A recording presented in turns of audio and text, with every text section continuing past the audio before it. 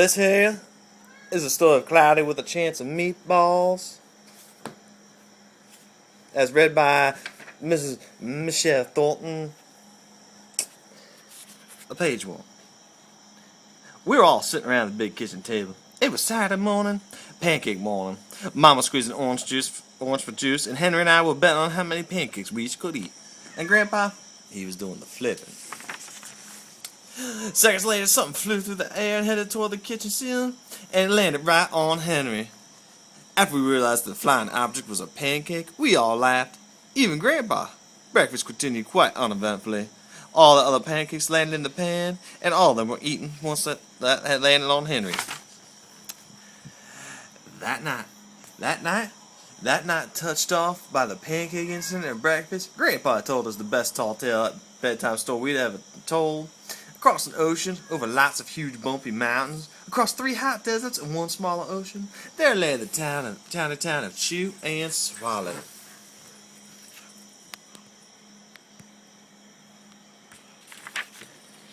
In most ways, it was very much like any other tiny town. It had a main street lined with stores, houses, and trees and gardens. Around them, a schoolhouse, about 300 people, and some assorted cats and dogs. But there were no food stores in the town of Chew and Swallow. They didn't eat any. The Scots supplied all the food they could possibly want. The only thing that was really different about Chew and Swallow was its weather. It came 3 times a day, at breakfast, lunch, and dinner, and everything everyone ate came from the sky. Whatever the weather served, that was what they ate. But it never rained, it never snowed snow, and it never blew just wind. It rained things like soup and juice. It snowed mashed potatoes and green peas. And sometimes the wind blew in storms of hamburgers. The people could watch the weather report on television in the morning, and they would even hear a prediction for the next day's food. When the townspeople went outside, they carried their plates, cups, glasses, forks, spoons, knives, and napkins with them. That way, they would always be prepared for any kind of weather. If there were leftovers, and there usually were, the people took them home and put them in the refrigerator in case they got hungry between meals. The menu varied. By the time they woke up in the morning, breakfast was coming down. After a brief shower of orange juice, low clouds of sunny-side-up eggs moved in, followed by pieces of toast. Butter and jelly sprinkled down for the toast, and most of the time, it rained milk afterwards.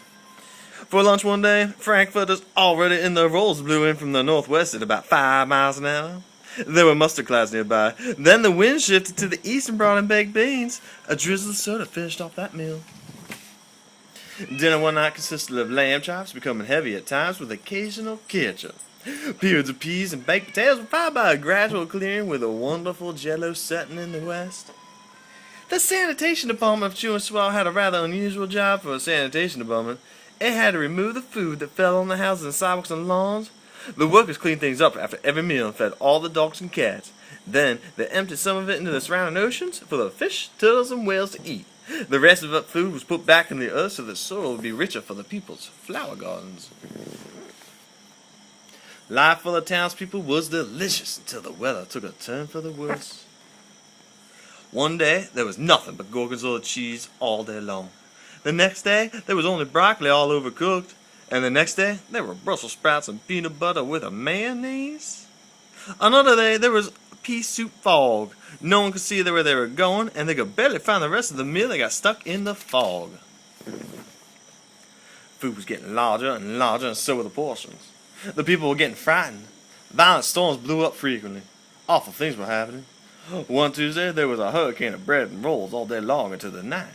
There were soft rolls and hard rolls, some with seeds and some without. There was the white bread and rye and whole wheat toast, and most of it was larger than they'd ever seen bread and rolls before. It was a terrible day. Everyone had to stay indoors. Roofs were damaged, and the sanitation department was beside itself. The mess took the workers 4 days to clean up, and the sea was full of floating rolls. To help out, the people piled up as much bread as they could in their backyards. The birds picked at it a bit, but it just stayed there and got staler and staler. There was a storm of pancakes one morning, and a downpour of maple syrup that nearly flooded the town. A huge pancake covered the school, and no one could get it off because of its weight, so they had to close the school. Lunch one day brought 15-inch drifts of ice cream, cheese, and jelly sandwiches. Everyone ate themselves sick, and the day ended with a stomach ache. There was an awful salt and pepper wind accompanied by an even worse tomato tornado. People were sneezing themselves silly and running to avoid the tomatoes. The town was a mess, and there was seasoned pulp everywhere. The sanitation department gave up. The job was too big. Everyone feared for their lives, and they couldn't go outside most of the time. Many houses had been badly damaged by the giant meatballs. Stores were boarded up, and there was no more school for the children. So a decision was made to abandon the town of Chew and Swallow. It was a matter of survival. The people glued together the giant pieces of stale bread sandwich style and peanut butter, took the absolute necessities with them, and set sail rats for a new land. After being afloat for about a week, they finally reached a small coastal town which welcomed them. The bread held up surprisingly well enough for them to build a temporary house for themselves out of it. The children began school again, and the adults tried to find places for themselves in the new land. The biggest change they had to make was getting used to buying food at the supermarket. They found the food was kept on shelves, packaged in boxes, cans, and bottles. Meat that had been cooked was kept in large refrigerators. Nothing came down from the sky except rain and snow. The clouds above their heads were not made of fried eggs, and no one ever got hit by a hamburger again. And nobody dared to go back to Chew and Swallow to find out what had happened. They were too afraid. Henry and I were awake until the end of Grandpa's story. I remember his goodnight kiss. The next morning, we woke up to see snow falling outside our window. We ran downstairs for breakfast and ate it a little faster than usual so we could go sledding with Grandpa.